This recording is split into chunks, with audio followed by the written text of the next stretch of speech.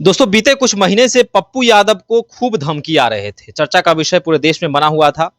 सत्ता पक्ष जो है वह पप्पू यादव पर आरोप लगा रहा था कि इन्हें तो सुरक्षा चाहिए, जिसको लेकर पप्पू यादव जो हैं वह ये तमाम कहानियां गढ़ रहे हैं। लेकिन कल की घटना बता दें तो पप्पू यादव ने कल एक प्रेस कॉन्फ्रेंस का आयोजन किया और उसमें कई चीजों की का खुलासा जो है पप्पू यादव करते हुए नजर आ रहे हैं। पप्पू यादव का कहना है कि जिस शख्स ने पप्पू यादव को धमकी दी, जिसने लॉरेंस बिश्नोई गैंग का अपने आप को सदस्य बताया, उस सदस्य को, उस आरोपी को जदयू के एमएलसी नीरज कुमार के द्वारा जो है कई प्रलोभन दिए गए थे। उस आरोपी को यह कहा गया था कि तुम पप्पू यादव को धमकी भरे वीडियोस भेजो और तुम्हें राघोपुर से हम टिकट दे देंगे और साथ ही साथ लाखों लाख रुपए इनाम स्वरूप भी देंगे। देखिए, इस मुद्दे पर बातचीत करने के लिए मेरे साथ पूर्व आईपीएस ऑफिसर अमिताभ दास सर मौजूद है। सर, इस मामले को कैसे देखते हैं? बड़ा आरोप पप्पू यादव सत्ता पक्ष के प्रवक्ता पर लगा रहे हैं, नीरज कुमार पर, और साथ ही साथ आरजेडी का भी एक नेता जो है उसमें शामिल है, और जो आरोपी खुलेआम प्रेस कॉन्फ्रेंस में आरोप लगा रहा है वो पप्पू यादव के साथ में, और वो भी गमछा गला में लटकाए और तमाम आरोप लगा रहा है। कैसे देखते हैं इस मामले को? क्या पप्पू यादव झूठ बोल रहे हैं या फिर ये तमाम आरोप सही हैं? अब झूठ बोलने की बात भी नहीं कह सकता है, तो पप्पू यादव ही जानते होंगे कि आरोप सच है कि झूठ है, और मैं आरोपों की पुष्टि भी नहीं कर सकता। देखिए, मैं दर्शकों को इसका थोड़ा बैकग्राउंड बता दूं। ये जो लॉरेंस बिश्नोई है, ये हिंदुस्तान के खूंखार अपराधियों में से एक है और कई साल से जेल में है। कभी तिहाड़ जेल में रहता है या कभी अहमदाबाद जेल में। लेकिन इतना खूंखार है और आप कह सकते हैं कि ऐसा शक्तिशाली वो है कि जेल के अंदर से ही मतलब वो अपने गिरोह का संचालन करता है, और उसका गिरोह समझिए दुनिया भर में फैला हुआ है। कनाडा तक में उसका गोल्डी बरार उसका एक आदमी है। और पिछले कुछ साल में बहुत सारी सनसनीखेज हत्याएं हुई। एक पंजाबी गायक की हत्या हुई सिद्धू मूसेवाला की, उसमें उसका नाम आया। फिर आपको बम्बई में एक हत्या हुई है ना, उसमें उसका नाम आया। एक नेता की हत्या हुई।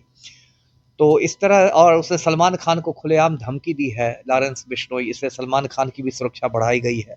तो लॉरेंस बिश्नोई कह सकते हैं कि आज की तारीख में हिंदुस्तान के कुछ खूंखार अपराधियों में है। और पप्पू यादव तो लोग जानते ही हैं कि 6 बार से वो सांसद है, अभी पूर्णिया के निर्दलीय सांसद हैं, ऐसे कांग्रेस का समर्थन करते हैं। तो पप्पू यादव ने पहले भी इस तरह की बातें कही थी। मुझे लगता है 1-2 लोगों की गिरफ्तारी भी हुई थी और बाद में पता चला कि नहीं, लॉरेंस बिश्नोई गिरोह से उनका कोई संबंध नहीं है, ऐसे ही वो धमका रहे थे।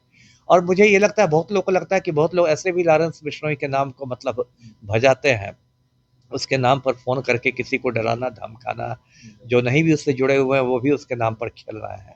और अभी जो पप्पू यादव ने जो इल्ज़ाम लगाया है कि जदयू के प्रवक्ता है नीरज कुमार, और उन्होंने उस व्यक्ति से कहा कि पप्पू यादव को धमकी दो तो राघोपुर से टिकट दे देंगे। ये तो बड़ी अजीब बात है। लोगों को पता होगा कि राघोपुर के अभी वर्तमान विधायक तेजस्वी यादव हैं, विपक्ष के नेता। तो उनके खिलाफ कभी भी जदयू किसी को खड़ा करेगा तो ऐसे तो राह चलते किसी को नहीं खड़ा कर देगा कि पप्पू यादव को धमकी दो तो तुम्हें टिकट मिल जाएगा। और नीरज कुमार को इस पर स्थिति स्पष्ट करनी चाहिए।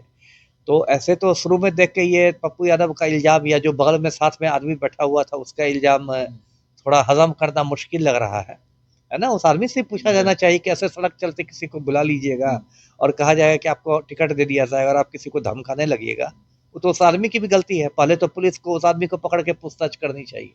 पुलिस ने वो इंसान जो है और आरोपी है वो ये चीज भी बता रहा है कि पुलिस ने मुझे पकड़ा था और रात के फिर कल होकर जो है मुझे छोड़ दिया गया।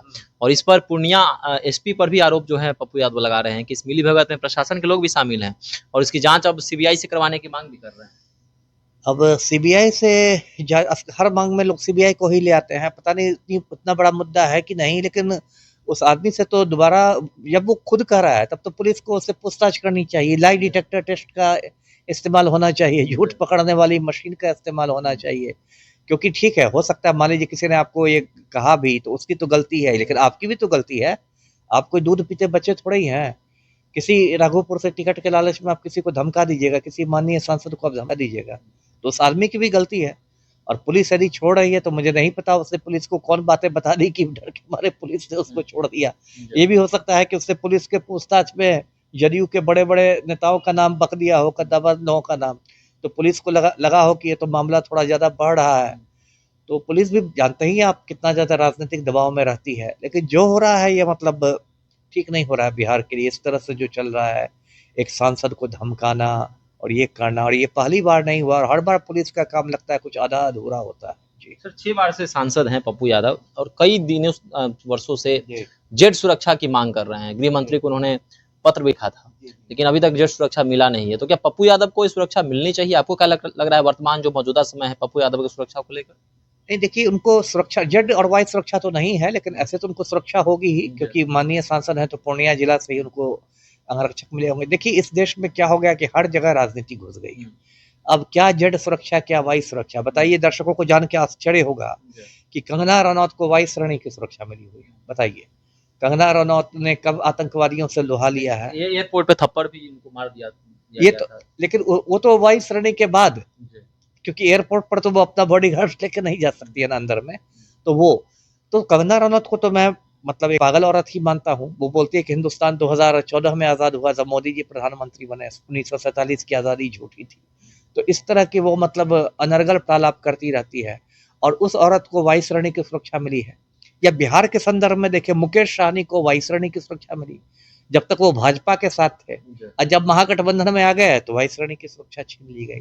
तो ये जो जेड वाई और ये सब होता है ना, ये कायदे से होना चाहिए। किस व्यक्ति पर कितना खतरा है उसको मिलना चाहिए, लेकिन यहाँ बिल्कुल हो गया है कि पॉलिटिकल हो गया है। आप भाजपा के साथ हैं तो आपको सुरक्षा मिलेगी, दूसरे विपक्ष में चले गए तो सुरक्षा वापस ले ली जाएगी। अब पप्पू यादव को भी जेड कैटेगरी तो हो सकता है कुछ ज्यादा हो जाए, लेकिन हाँ उनकी सुरक्षा में तो थोड़ी अंगरक्षकों की संख्या बढ़ा देनी चाहिए। जी चलिए, तो पूर्णिया के सांसद पप्पू यादव ने कल उस आरोपी को मीडिया के सामने खड़ा कर दिया लाकर, और वो आरोपी साफ तौर पे कह रहा है कि मुझे सिखाया गया था, बतलाया गया था, प्रलोभन दिया गया था, और यह प्रलोभन जेडीयू के प्रवक्ता ने दिया था।